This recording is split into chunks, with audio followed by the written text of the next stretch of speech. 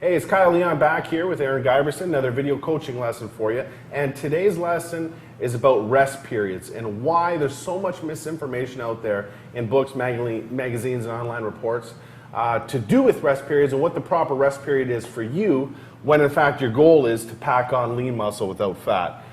Basically, we see too much generic stuff out there to do with 45-second to a minute rest periods, no matter what your working muscle group is, no matter what your goal is. And this is something we want to clear up and explain to you in a little bit more depth. I'm going to pass it to Aaron to take it from here a little bit and explain why we decided to make this video. Yeah, well, I mean, you take Kyle and I, for example. We've been training together for the past little while, and we're doing the exact same workouts. We're both killing ourselves in the gym, yet we have totally different rest times. I'm almost double a lot of Kyle's rest times in the gym. And this is an important thing, is that we all have our own internal clocks. We don't go by the clock on the wall. If I tried to do the 45-second rest time, I'd be huffing and puffing the entire workout. And that's definitely not going to lead to me and my goal of trying to pack on even more size.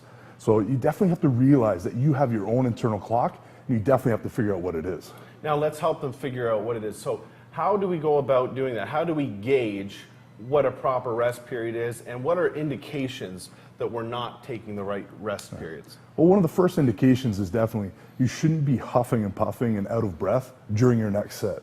Obviously you didn't wait long enough and you're just trying to whip through your workout. That's definitely not going to lead to packing on more size. But one of the easiest things to gauge it is the very next time you go to the gym. So say you're doing bench press and you're trying to do, say your first set's 200 pounds or something like that, and say you get 10 reps. So you want to look at, say you rested 45 seconds and you go to start your next set and you only get 8 reps. You definitely didn't rest long enough and you're really just killing your own gains.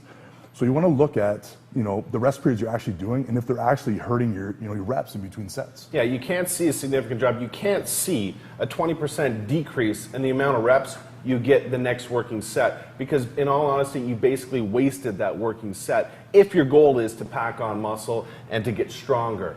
This is something that we feel very strongly about, that you should understand and think about the next time that you're in the gym, because it really will help you get closer to your ultimate desired goals of packing on muscle.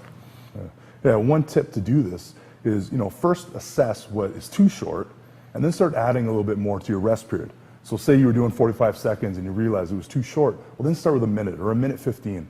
And you'll eventually figure out what your internal clock is for each muscle group. Exactly, that's a big point, is that it actually is dependent upon muscle groups a lot of the time.